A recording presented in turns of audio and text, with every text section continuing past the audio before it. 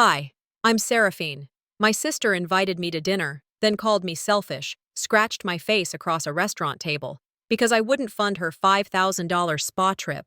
And when I walked away, she cut off my tuition, quietly, strategically. But what still haunts me isn't the slap. It's the way my own parents said, "You probably provoked her." How many times did I pay their bills, cover her classes, keep this family afloat, just to be told I was the problem? How does someone who gives everything become the villain in their story? And if you were me, would you still call them family?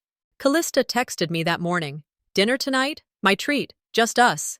It was rare for her to initiate anything without an angle, but I gave her the benefit of the doubt. Maybe she just wanted to talk. Maybe she remembered I existed outside of helping pay her bills and cleaning up family messes. By 6:45, I was sliding into the leather booth of an overlit restaurant in North Seattle, one we used to visit as kids after church. The place hadn't changed, still smelled like fryer oil and lemon cleaner.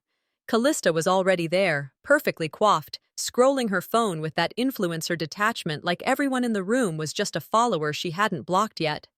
"Seraphine," she beamed, setting her phone face down like she'd just remembered people still talk to each other in real life. "It's been forever." I gave her a tight smile, unbuttoned my coat. 3 weeks. She waved it off. "Same thing. So listen, how's school? Clinicals coming up?" I nodded. "In 2 months?" "I'm still stacking shifts at the care home to cover the tuition gap." Callista nodded too, but in that way that told me she hadn't really heard a word I said. Her manicured hand reached for her water glass, and then it came. "So, I've been invited to Cabo. Girls' wellness trip. 5 days, luxury spa, some brands are gonna be there, real networking stuff. It could be big." I knew what was coming before she said it. My spine straightened under the table. "They're offering a +1, but I'm short on funds. Flights, hotel, the extras. It's about $5,000 total. I thought maybe you could help out, like last time." There it was. The ask. I blinked once. "Callista, I can't." She blinked right back. "What do you mean?" "I mean I'm using every cent I have for school. I'm working overtime just to afford scrubs and books. I can't drop 5,000 for a wellness getaway." She scoffed. "You always have that emergency fund." "For emergencies," I cut in gently. Her jaw tightened. "This is an emergency. My brand is plateauing, Seraphine. I need new content. You don't get how this works." I exhaled slowly. "No, I do. But I'm not your investor. I'm your sister." Silence. For a split second, I thought she'd laugh it off, move on, even pretend to understand. But instead, she leaned forward, voice low and shaking. "You don't even care about family, do you?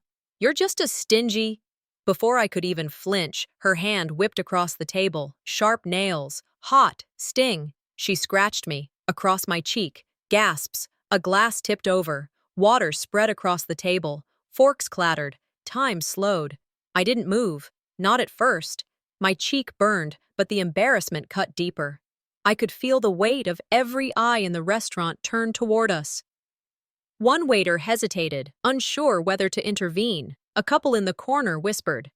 Callista sat back like she'd done nothing more than swat a fly. I stood, quietly. I walked toward the restroom, not bothering to look back. The fluorescent light buzzed above the sink. I dabbed at the scratch with a rough paper towel. Thin line, just enough to mark. I stared at my reflection. For a moment I wasn't 31. I was 9 again. Thanksgiving. Callista sat at the table in Mom's silk blouse while I cleared plates alone in the kitchen. "She's older," Dad had said. "Let her shine." I'd convinced myself that staying quiet meant I was strong, that saying nothing was the same as rising above. But now I just looked like a ghost with a line across her face. I rinsed the towel, wrung it out, pressed it gently to my skin one more time, then threw it away. I walked back into the dining room. She was still there, face smug, scrolling her phone again like nothing had happened. I didn't stop. But as I passed her table, I paused for a beat. You may have the spotlight tonight, I said, soft but clear. But I carry the mirror. And I left. Outside, the spring air had turned sharp. I tucked my coat tighter, pulled out my phone to call a rideshare, but before I could tap the screen, a vibration buzzed in my palm. A new email. Subject: urgent. Tuition status. Changed. My breath hitched. Link to next chapter. The email's subject line burned into my brain like the scratch on my cheek. The walk home from the restaurant was colder than it should have been. My coat was zipped, but I still felt exposed, like the wind wasn't touching my skin, just my pride. The scratch on my cheek had turned pink, pulsing beneath the streetlights as I moved past closed storefronts. I didn't even remember ordering the rideshare. Just climbed in, nodded at the driver, stared out the window like the night might somehow explain what had just happened. Back in my apartment, I dropped my keys in the bowl near the door and collapsed onto the couch without bothering to change out of my clothes. The room was dim, quiet, only the hum of the fridge filling the air. I pulled my phone from my pocket to text Leora, maybe just to hear a voice that didn't hurt. But before I could tap her name, I saw it. Subject: urgent. Tuition status changed. I sat upright, thumb hesitating before opening the email. My tuition support had been voluntarily terminated, effective immediately. No explanation. Just a line in bold letters: sponsor account removed. At first, I assumed it was a glitch. Maybe the university system had updated and temporarily disconnected my profile.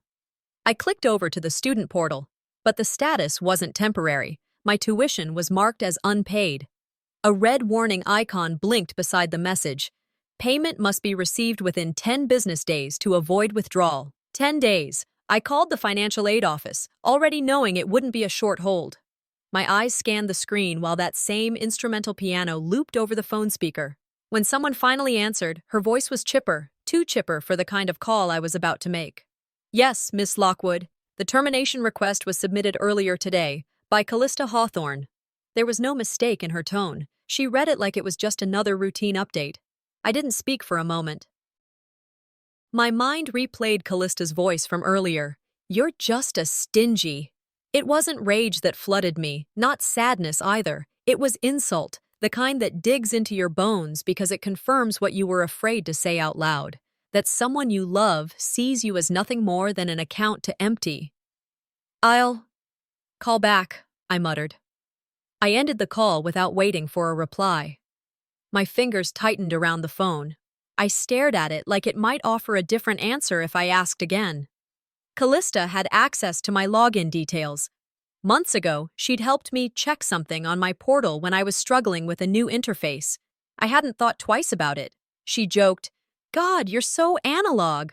And I laughed because that's what sisters did, or what I thought they did. I pulled my laptop onto my lap, opened my financial spreadsheet.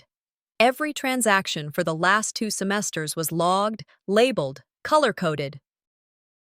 I scrolled through the columns: tuition paid, books ordered, shifts picked up. All me. Not once had Callista asked how I was affording it. She just assumed it came from somewhere. Magic, maybe. But it wasn't magic. It was nights at the care home. Late shifts, double shifts. The smell of bleach that stuck to my skin even after I showered. Elderly patients who called me sweetheart because they couldn't remember my name. I did it all quietly, tucked between lectures and clinicals. I remembered sneaking into the back of class once after working till 6 a.m., concealer barely masking the exhaustion. Callista had FaceTimed me that evening, laughing. "You look dead. Are you even sleeping?" I'd lied. "Just been studying." Because that was easier than hearing her say, "You're making it look harder than it is." She never asked how I managed, only what I could give. My phone rang again, this time a different number, financial aid. I picked up, expecting another confirmation, maybe a deeper explanation. "Ms. Lockwood, we just wanted to check if you'd like to set up an alternate payment method moving forward." I paused. My tongue felt too thick for my mouth.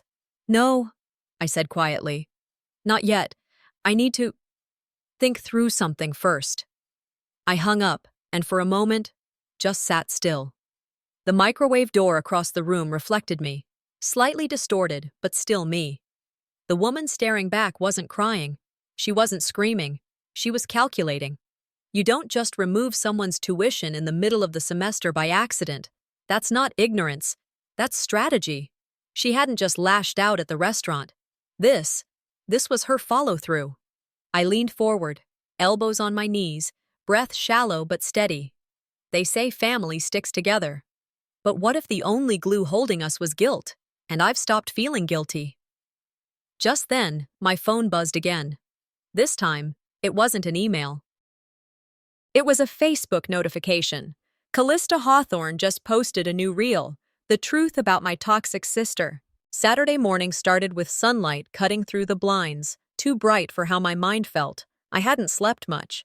The scratch on my cheek had faded into a faint line, but what lingered beneath it, confusion, hurt, betrayal, wasn't healing as easily. I grabbed my coffee mug and sat on the edge of the bed, scrolling without thinking. Until I saw it.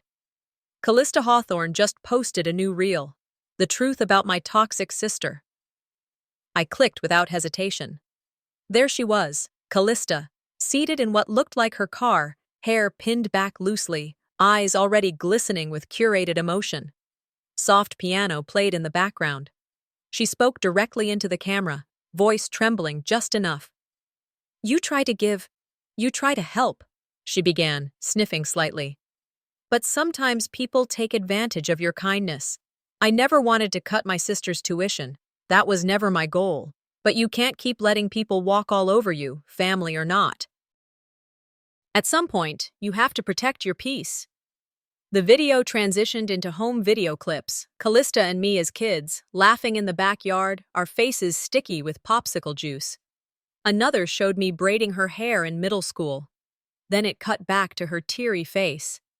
I only ever tried to lift her up, and she calls me toxic? Caption: Sometimes the villain wears your face. My stomach churned. Below the reel, the comment section had exploded. She's so brave. Sisters can be the worst snakes. I feel this. I had to cut mine off too.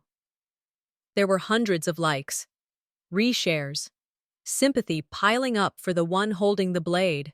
America loves a victim. But what if the victim is the one twisting the knife? I closed the app before my hands could shake. But the damage was already seeded. Emails, texts, private messages started trickling in. Is it true? Did you really use her for money? I always thought you were jealous. My inbox turned into a courtroom, each message a verdict passed by strangers who didn't know me, didn't ask, didn't care. And I stayed silent. At first, it was because I didn't want to fuel the fire. But in this era, silence is taken as guilt. The absence of noise makes room for others to speak over you, for lies to gain volume. Not answering was my way of not dignifying a lie. But that lie had teeth. I stood up, pacing my tiny apartment, coffee forgotten. A memory crept in, uninvited, but clear. Thanksgiving 3 years ago. I had baked the pie, helped Mom prep all morning, cleaned while everyone chatted in the living room. When it came time for the family photo, Uncle Mark handed me the phone. You get the best angles. Mom didn't object. No one asked me to step in. I snapped the picture, smiled for them like always. She's like a guest now, Mom had said later to Aunt Judy. She's always working, probably doesn't feel connected anymore. They erased me so gradually, I didn't feel it until I was already gone. My phone buzzed again. Leora. Hey, she said, voice tight. Have you seen it? I have. She's going live tonight, to clarify more, apparently. Of course she is. Leora hesitated. You need to say something, Seraphine. People are running with her story. I stared out the window. Rain had started tapping against the glass, soft, persistent, a reflection of the weight in my chest. Do I fight a lie with the truth? I murmured. Or do I let the fire burn itself out? I know you, Leora said gently. You don't start fires, but you also don't let people burn down your name without picking up a hose. I laughed, bitter but grateful. When the call ended, I sat at my desk for a long while. Then, finally, I opened my laptop. Created a new post. No background music, no tears, just words. This isn't the story you think it is. I hit post. But 1 minute later, a direct message appeared in my inbox. If you're ready to tell your side, I have something you need to see. The username wasn't familiar, but it included a restaurant name. And suddenly, it wasn't just family. Everyone had something to say about me. I stared at the message on my screen like it was glowing hotter than the coffee in my hand. If you're ready to tell your side, I have something you need to see. Elise, table 9. It took me a moment to place the name. Then it hit me. She was our server at the restaurant. She'd been standing a few feet away when Callista lunged across the table. I remembered the way she'd flinched, the hesitation in her eyes, but she hadn't said anything then. I tapped the message open. I didn't want to get involved, it read. But I saw what happened, and I saved something before I left the job. There was an attachment, a single photo. I downloaded it slowly, half expecting it to be nothing. Maybe just a blurry shot of my face from across the room. But it wasn't. It was a still frame pulled from security footage. Callista's hand frozen mid-swipe. My head turned instinctively to the side, the shock plastered on my face.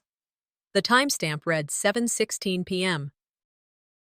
Just minutes before my tuition was canceled, the angle was perfect, clear enough to be undeniable, not the blurry, dramatic kind people argue about on Reddit. This was plain as day. I typed a quick reply. Why now? Elise responded almost immediately. Because I know what it feels like to be erased by someone louder. I sat back, letting the words settle around me like the weight of a long-held breath. This wasn't just a gift, it was a turn in the current. I saved the image and renamed it truth01.jpg. The file deserved its own folder. By late afternoon, I found myself pulling together everything I had, screenshots, emails, voice memos, dates, and times. But I paused before diving in further. Something else still stung. A memory crept in, uninvited. 3 months ago, I was standing in line at urgent care with my mom. She'd called me, gasping over the phone, worried about her chest pain. Callista. She was somewhere in the Caribbean, tagging brand sponsors in every beach photo. After the nurse took my mom in, the front desk lady said, $380 up front. I pulled out my card, didn't blink, didn't ask. 2 weeks later, we were at a family dinner when my mom told the story again, but with a different twist. Thank God for Callista, she'd said with a chuckle. She always makes sure I'm taken care of. I didn't say a word then. I just kept chewing. Quietly. But now, looking back, I finally allowed myself to name what that had been. Erasure. It wasn't just about the tuition or the slap. It was about a pattern, a system within my family that traded honesty for performance, truth for convenience. I shoved my laptop into my tote and headed to Leora's apartment. The walk took less than 15 minutes, but the wind seemed sharper than usual. Or maybe it was just my skin. She opened the door, saw my face, and didn't even say hi. I've got something. Inside, I pulled out my laptop and showed her the photo. Her eyes widened, but she didn't look shocked. Just tired. She closed the curtains, then walked over slowly and sat beside me. I need to tell you something, she said. My stomach twisted. Your mom called me yesterday. I turned to her. What? She said, I was enabling your selfishness, that I was stirring things up in the family, and if I didn't back off, she'd make things hard for me too. I sat back. Let that settle. I shouldn't have been surprised, but I was. Not because of the threat, because it didn't even sound like rage.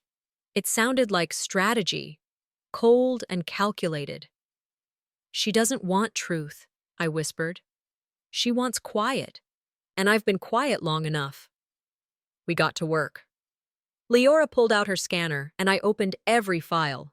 Screenshots of Callista's tuition request, the canceled scholarship draft I'd written, emails with odd timestamps, and now, the photo from Elise. We labeled every document, categorized by topic, financial manipulation, physical aggression, reputational harm. Each folder had a name. Justice in daylight. I murmured, almost like I was casting a spell. By evening, I sat at her kitchen table, the apartment now dim except for the glow of 2 laptops and the buzzing sound of Leora's space heater. I stared at the final draft of my email.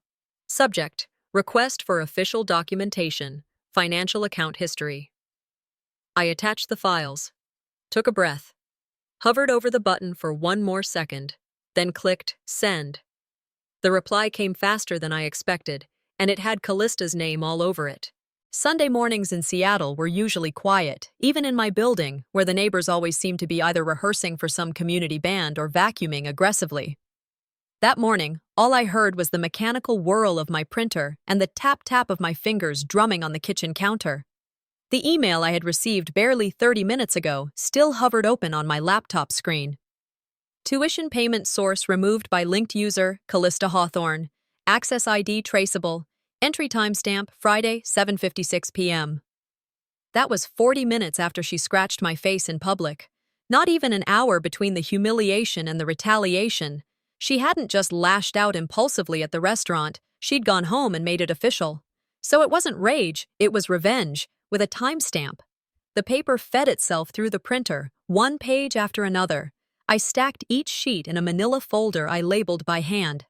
For truth only. There were no frills, no colors, just black ink, white paper, and enough facts to crush every fake smile Callista had posted this week. As the printer spat out the final sheet, I leaned against the wall and stared at the quiet, blinking cursor on my screen. It was strange how something so small, a cursor, could feel like a heartbeat waiting to fight. My phone buzzed, a calendar reminder I had set weeks ago for no good reason. Check in with Prof. Hendricks before midterm. I hadn't thought of him in days, but the memory surfaced quickly. Last week, I'd been walking through the hall after class when he caught me by the shoulder. "You seem distracted lately, Seraphine. Is everything all right at home?" he had asked, voice low enough not to embarrass but firm enough that I couldn't brush it off. I remember giving him a tight-lipped smile. "Just a private family issue." "It'll pass." He nodded sympathetically, then leaned in slightly and said, "Just be careful not to escalate something that may be a misunderstanding. Family needs grace, not fireworks." I remember nodding, swallowing the sting that rose in my throat. Now I wanted to say to him, grace doesn't mean letting someone steal your future. It wasn't fireworks I wanted. It was air, space to breathe without someone stepping on my chest and calling it love. The sun was higher now, the shadows from the trees outside moving across the walls. I grabbed my folder, threw on a sweatshirt, and headed out. The walk to my parents' house wasn't long, but I stretched it, took the long sidewalk, past the old elementary school, let my shoes scrape slowly against the concrete. The folder was tucked under my arm like a shield. My mother opened the door wearing her robe. Her eyes scanned me from head to toe like I was a salesperson. "You're early," she said. "I didn't say I was coming." A pause. Then she stepped aside. We sat in the kitchen. I placed the folder on the table and said nothing. She sat across from me, arms folded. "You still dragging this on?" I looked at her squarely. "Dragging? I'm the one being dragged, through dirt you all helped shovel." She opened the folder. Page 1. The tuition log. Page 2. The withdrawal timestamp. Page 3. The scholarship draft with my original submission date and metadata showing it was accessed by Callista's login. She didn't say a word. My father came in, still tying his belt. He looked down at the pages, eyes narrowing, but didn't speak either. "Why didn't you tell us earlier if you were so hurt?" my mother asked after a long silence. "Because you only listen when something burns." I stood up, not expecting an apology, not hoping for one either. I walked toward the guest room. I had left some textbooks there months ago. As I reached the door, my mother appeared in the hallway holding a black trash bag. "If you're here to start trouble," she said, "just take your things and go."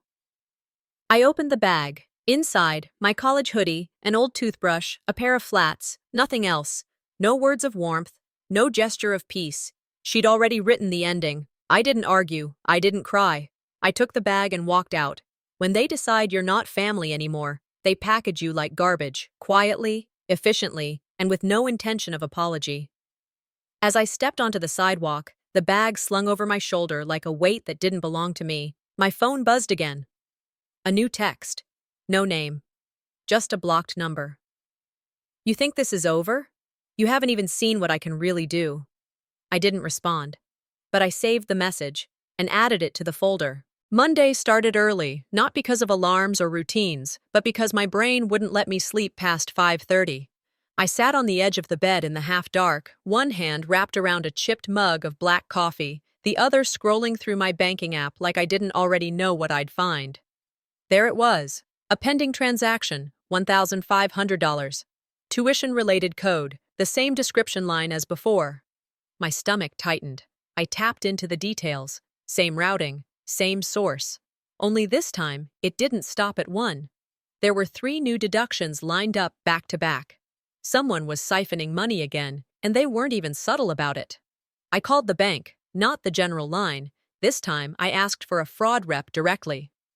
Can you tell me who initiated the transfer? I asked, already knowing. There was a long pause, the kind that usually meant, we shouldn't say this, but here it comes anyway.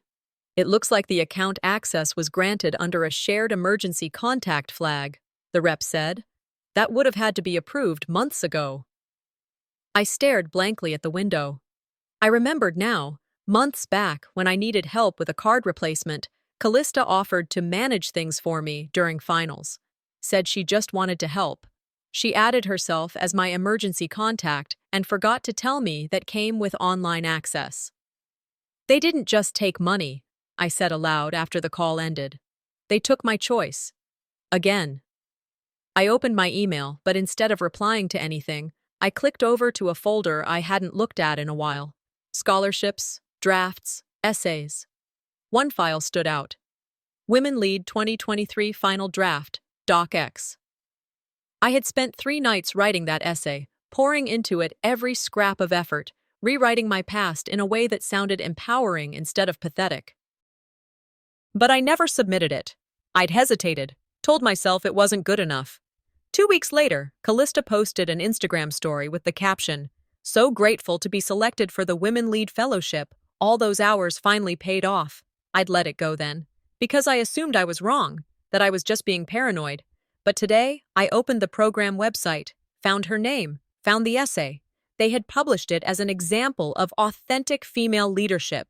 I clicked into the PDF and read my own words, word for word, except her name was at the top. She didn't just want to win, I whispered, hands trembling slightly on the keyboard. She wanted to win with my story, my struggle, my voice. A fire lit in my stomach. I pulled open my document manager and started building folders: financial abuse, scholarship fraud, unauthorized access. I dragged screenshots in, pulled emails, account logs, phone transcripts, bank records. Organized each piece like a trial lawyer prepping a case. Because I wasn't just surviving anymore, I was documenting. Some people make noise with their mouths. I make impact with proof. Hours passed. The light shifted in the room, but I didn't move. I typed. I clipped. I labeled. By the time the sun dipped low and bathed the walls in amber, my war room was complete. Then something unexpected happened. I stopped and opened that original essay again. I read it slowly this time, line by line, without Callista's name staining it. I let myself feel proud of the writing, of the strength I'd spoken with, even when I hadn't believed in it. I wasn't built to break, I read aloud. I was built to carry, until I learned I deserved to stand. I scrolled to the bottom of the document, clicked into the signature line, typed in my name, Seraphine Lockwood, and saved it. For the first time in months, I exhaled like I had lungs again, like I had space again. I didn't cry. I didn't shout. But in that quiet, I reclaimed something no one would take from me again. My voice. I shut the laptop. Then the screen lit up. Deposit alert. $1,500 withdrawn. Callista Hawthorne. And another. And another. This time I wasn't going to cry. I was going to file. Tuesday morning broke in silence. No birds, no traffic, no neighbors' muffled playlist. Just the soft hum of my fridge and the cold burn of a fresh betrayal still settling in my chest. I sat at the kitchen table, my laptop open, staring at my banking app like it was a ticking time bomb. And then, there it was, another $1,500. Gone. Same description, same account trail. Except this time, I didn't freeze. I called the fraud department. The woman on the other end had a warm voice, probably trained to calm people like me.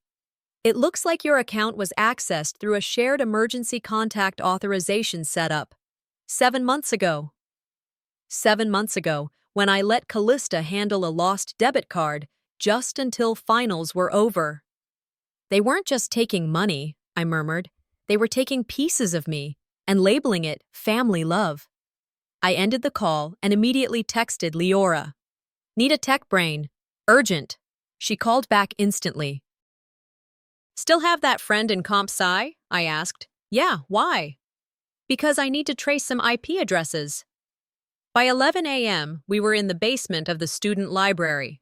Leora's friend Alex was already logged into a spare machine, typing fast, mumbling to himself like the keyboard owed him money. I handed him a flash drive with all the files I'd compiled. Focus on the Women Lead Scholarship, the draft I submitted last year but never filed, and the one they published. He pulled the metadata, compared timestamps, ran them through some tool I didn't understand. This was submitted from a university IP, he said, but not yours. He clicked deeper. Here, Computer Lab, Station 6, registered under Callista Hawthorne. Of course, this wasn't sloppiness. This was planned. I felt the anger rise, hot and clean, but I held it down. I didn't need fire. I needed focus. Later that afternoon, back in my apartment, I pulled out my old phone from the bottom of a drawer. I'd kept it as backup, hadn't touched it in months. I powered it on, waited for it to groan awake. Text messages loaded slowly. I scrolled through the history, stopped at one that punched me in the chest. Callista, if you stop being useful, don't expect to still belong. Another, a week later. You're just the behind-the-scenes one. Remember that? I remembered staring at those words the night they arrived, unsure what to make of them. I'd told myself she was venting, that I was reading too much into it. But she wasn't hiding who she was. I was just too scared to see it. I printed the messages, added them to the growing folder labeled Abuse of Access. By now, it sat inches thick, each page a receipt of manipulation. As the sun dipped lower behind the blinds, I sat with Leora at her kitchen table, our laptops open again. She looked at me carefully. What are you going to do? I didn't hesitate. I'm going to file. We drafted the report to the Campus Legal Advocacy Center together. Financial coercion, identity misuse, academic fraud. We kept the tone direct, precise, professional, no rants, no dramatics, just truth, with evidence. I'm not here to make a scene, I wrote in the cover letter. I'm here to make a record. Leora hit print. We clipped the papers into a binder. She glanced at me, a question lingering in her eyes. You sure you're ready for this? I'm past ready. That night, after I got home, I made tea. The kettle hissed quietly while I brushed my teeth and changed into sweats. I felt a strange kind of peace, the kind that comes after deciding there's no turning back. But peace doesn't last long. As I set the tea down on the nightstand, my phone buzzed. No caller ID, just a text. You post anything and I'll ruin you. I stared at it. No panic. No fear. Just silence. Then I took a screenshot. Saved it. And whispered to the empty room, now you're the one making noise. Wednesday morning, I walked into the campus legal aid office holding a binder so thick it barely closed. I passed a freshman crying into a coffee cup and a grad student arguing over housing policy. But I didn't stop. This wasn't about housing. This was about theft, fraud, humiliation, and silence that had lasted too long. The woman at the front desk smiled politely. You have an appointment? I nodded. Seraphine Lockwood. 5 minutes later, I was sitting across from a student legal advocate, A woman maybe 10 years older than me, with sharp eyes and no time for small talk. She gestured to the binder. Is that everything? It's a start, I said, placing it on the table. There's financial coercion, identity misuse, and an incident of public violence. I have documentation for all of it. She flipped open the first page. I watched her expression shift from professional detachment to something tighter. She glanced at the timestamps, the withdrawal logs, the scholarship files, the photo from the restaurant, my name overwritten, my work claimed, my accounts drained. This is enough to open a claim, she said quietly, and possibly a criminal investigation. I nodded. It's not revenge, I said. It's accountability. She looked up and held my gaze. Then let's get started. Back at home, I checked my messages. One name stopped me cold. Elise, table 9, the server from the restaurant. Her message was simple. I found the security footage from my last shift. I saved it before I left. It's yours if you want it. I replied instantly, yes, please. 10 minutes later, a link came through. I downloaded the file, hands steady. It opened to a grainy restaurant camera angle, overhead, wide lens, but clear enough, me and Callista at the booth. Her face twisted in that moment before she lunged, her hand striking across the table, my head recoiling. And then, silence. Not just from me, but from the whole dining room. Forks stilled midair, waiters frozen. People stared, but no one moved. It played like a documentary no one wanted to narrate. I thought you'd want the world to see what really happened, Elise had written. I stared at the footage for a while. Then, with a breath I didn't realize I'd been holding, I whispered, let them. I clipped the footage. No music, no commentary, no filters. Just 30 seconds of Callista's hand, my silence, and the way the entire room had recoiled, not in shock that I'd been hit, but in confusion over why no one said anything. I posted it to my page with a simple caption, for the record. Within 20 minutes, Leora had reposted it. Elise shared it on a server page. A few classmates sent me DMs, short, stunned responses. I didn't know. I thought she was just venting. I'm sorry I liked her post. By that afternoon, the video had been shared over 1,000 times. Comments poured in. She didn't even fight back. This is what Callista didn't want us to see. Who's the real problem here? Around 4 p.m., I got a notification that Callista had gone live. I didn't watch it, but Leora did. She texted me midway. She's crying. Comment section is tearing her apart. People are bringing up her old posts. By dinner, 3 sponsors had released statements. We are pausing our collaboration with Miss Dunn Hawthorne pending further review. A PR email leaked. It read like a panic draft. We are currently navigating a personal situation and appreciate privacy. Then my phone rang. Mom. I answered because I wanted to see what lie they'd go with now. What have you done to this family? She snapped before I even said hello. I told the truth. You humiliated her. No, Mom. She humiliated herself. I just stopped hiding it. There was silence on the line. Then a click. She hung up. I didn't call back. That night, as the sun faded and the last bits of light curled across my wall, I stared at the blinking cursor in my inbox. A new message. Subject: formal response to your filed complaint, Office of Student Legal Affairs. And just like that, it was no longer just a family problem. It was a legal one. Thursday began with a notification that stopped my breath mid-inhale. Your formal complaint has been accepted and escalated to the Student Integrity Board. There it was, in black and white, a validation that I hadn't just imagined it all, that this wasn't drama or a personal misunderstanding, like my mother loved to call it. It was official now. It had weight. I stood in the middle of my apartment for a long moment, letting the stillness catch up with me. Then I grabbed my binder and headed back to the legal office. The advisor greeted me with a nod this time. No polite questions, no small talk, just business. We'll need witnesses, she said, flipping through the now familiar stack of documentation. Your video was powerful, but do you have anything else? I tilted the folder toward her. You have no idea. Later that afternoon, I was at Leora's. She'd dedicated an entire wall in her bedroom to what we called the Wall of Lies. Every screenshot of Callista's manipulations, every shady caption, each retweeted jab, printed and pinned like a murder board. The top banner, narratives versus evidence. We stood facing it in silence. She pointed to a post dated 3 weeks ago, Callista claiming I had emotionally manipulated our family for years. She posted this the same day you paid for your mom's medical bill, Leora said quietly. Every lie has a timestamp, I replied. Every smear leaves a fingerprint. I took out a marker and circled the date in red. This wasn't about feelings anymore. This was traceable, tallyable, provable. Back in my apartment, my phone buzzed. A message from a former TA. I owe you an apology. I assumed too much. You were always so quiet, and I took that as coldness. I see now that it was control. Another message came in from a classmate I barely remembered. I was there that night. At the restaurant, you didn't raise your voice. That's what made it so scary. That someone could do that to you and you just sat in it, not because you were weak, because you refused to stoop.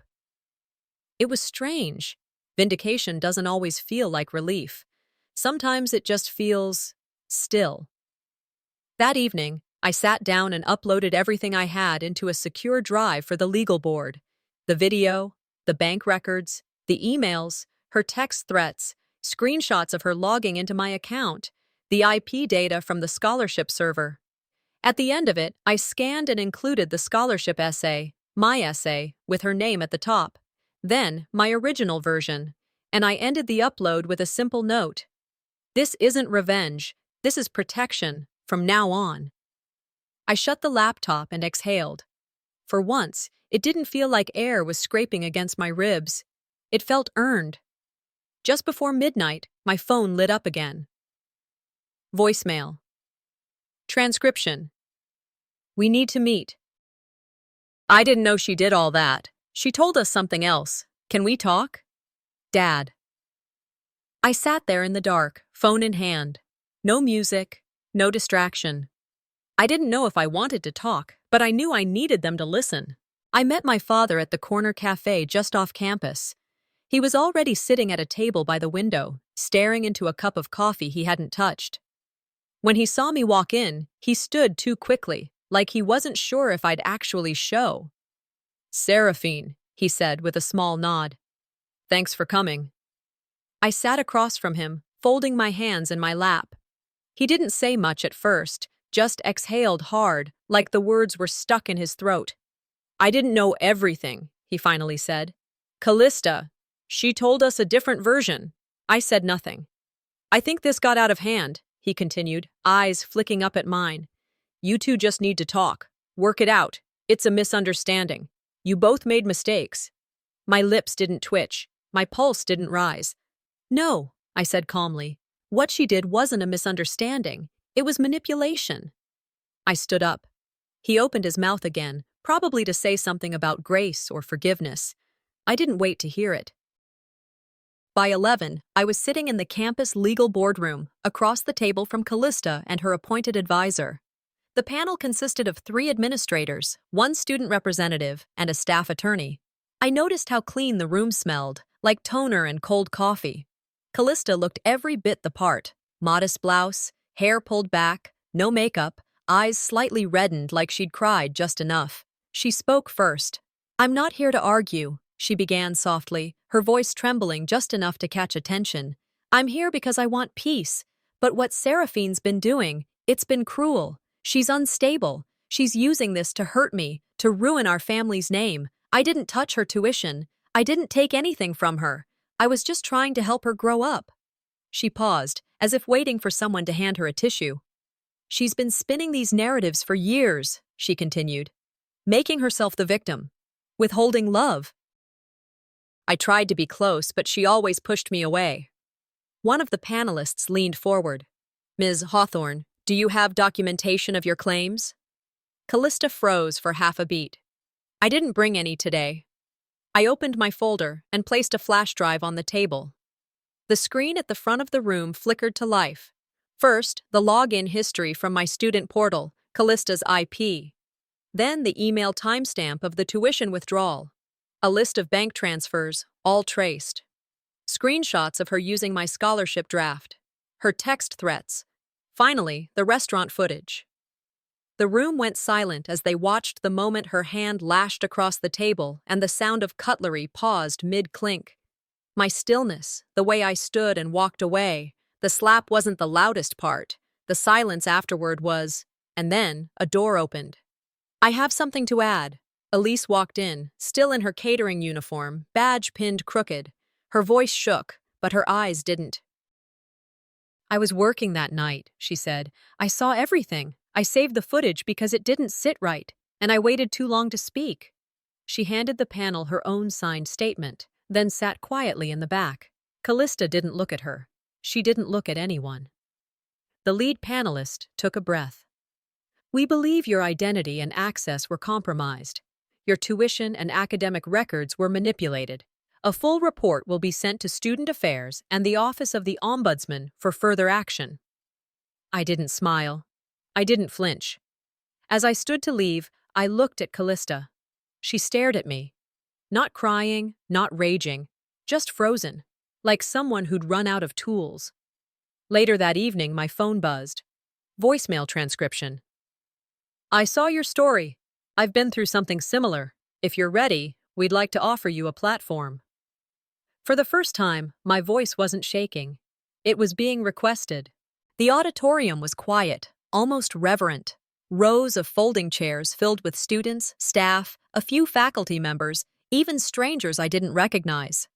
At the front, a stage with a single podium and soft amber lighting. No flashy visuals, no music, just a banner. Reclaiming your story. They'd invited me to speak weeks ago, and I'd ignored the first few emails. I wasn't afraid of the crowd. I was afraid of becoming my story, of letting it define me. But now, I understood something better. I wasn't the story. I was the one writing the ending. When the organizer called my name, I walked onto that stage with a steady pace and both feet planted. The mic was low, my breath measured. I'm not going to name names, I began, scanning the room. Because sometimes it's not about calling people out, it's about calling things what they are. A few heads tilted. People leaned in. Sometimes the people who were supposed to protect you are the ones who damage you the most, quietly, consistently, without bruises. Sometimes they do it with compliments laced in poison, with silence when you need sound, with smiles that slice. I let that hang in the air. I lost things, money, time, credit for work I created. But those weren't the hardest parts. The hardest part was realizing I wasn't crazy, that I hadn't imagined it, that I wasn't overreacting, because that's what you're taught, right? That if you're quiet long enough, maybe they'll stop, maybe they'll see, maybe being invisible will buy you peace. A pause. But peace didn't come from being invisible, it came from being undeniable. No names, no tears, just truth. When I finished, no one jumped to their feet. The applause was slow, almost hesitant, but then it grew, not explosive, steady, real. As I walked off the stage, I caught a few familiar faces in the crowd. Some looked away. Others looked ashamed. It didn't matter anymore. Near the back, a girl stood awkwardly by the exit. She was younger, probably in her first year. Thank you, she said softly as I passed. I met her eyes. You're welcome. Back at my apartment later that evening, I made tea. No music, no TV. Just me, the steam, and the quiet. I stepped onto the balcony with the mug and let the cold air bite at my cheeks. The city felt smaller tonight, like it had shifted to make room for something I hadn't known I needed. My phone buzzed. Mom, you've made your point. Happy now. I stared at the screen. No reaction, no urge to reply. I just deleted the message. Forgiveness isn't always loud. Sometimes it's just deleting the number you used to beg to call you back. I took a slow sip of tea, exhaled through my nose, and let the quiet wrap around me, not like a cage, but like a blanket. A notification slid across the top of my screen. Your story has been nominated for Student Advocacy Feature. Would you like to participate? I smiled, not wide, but deep. This time, the story's mine to finish. The following week, I sat in front of a softbox light, a microphone clipped to my collar, and a student producer waving awkwardly from behind a camera. I was one of 3 students selected for the university's Voices of Advocacy campaign. When they asked if I wanted to participate, I said yes before the nervousness could creep in. I didn't rehearse. I didn't script. I didn't lose my family, I said, staring gently into the lens. I lost the version of them I kept pretending existed. There was a pause after I finished. No one said anything, and for once, it wasn't uncomfortable. It felt final. True. The interview was filmed in a quiet campus media room. The walls were lined with shelves filled with books no one read, and someone had brewed tea in a communal pot that smelled faintly like lavender. The student behind the camera gave me a thumbs up and mouthed, "That was perfect." Back at my apartment, I curled up on the couch and scrolled through my phone. News moved fast these days, but Callista's public unraveling was still trending. One of her former sponsors had issued a formal statement. Due to a values misalignment and in response to recent developments, our partnership with Miss Point Hawthorne has been discontinued effective immediately. Her live apology stream hadn't gone well. Too defensive. Too late. Then came the audio. A private conversation leaked from a friend she'd trusted, one where she laughed and said, "She was just a pawn in my narrative. You play the angles, or you get played." They played that clip on a podcast. People dissected every breath. Hashtags sprouted like weeds. Hashtag sister scammer. Hash silence was louder. Hash play the angles. Backfire. I didn't smile. I didn't gloat. I just sat with it, quiet, resolved. Some justice comes quietly, but it arrives all the same. Just as the sun dipped behind the skyline, painting my windows in dusty gold, there was a knock at the door. Callista. I opened it just enough to see her standing there. No makeup, hoodie pulled tight, eyes puffy but dry. "I just want to talk," she said. I stepped outside, closing the door behind me. I didn't invite her in. She looked around, as if searching for a version of me that might still bend. "What do you want me to say?" she asked. "Nothing," I replied, steady. "You've said enough." She stared. "I don't want closure," I added. "I want distance, and that starts now." I turned and walked back inside. I didn't check if she left. That night, after dinner, I got a message from Elise, the server who had once handed me a flash drive and, unknowingly, a piece of my power. "You taught me something," she wrote. "That silence isn't weakness. It's just waiting for the right moment to speak." I sat on the balcony again, the city humming softly below. I wasn't loud, but I was undeniable. And now, I am finally mine. As I stared into the night sky, another notification buzzed across my phone. "You've been nominated for the National Student Speaker Series. Would you consider sharing your story with a wider audience?" I looked at the message, heart quiet, fingers warm around my tea. This time, the story's mine to finish.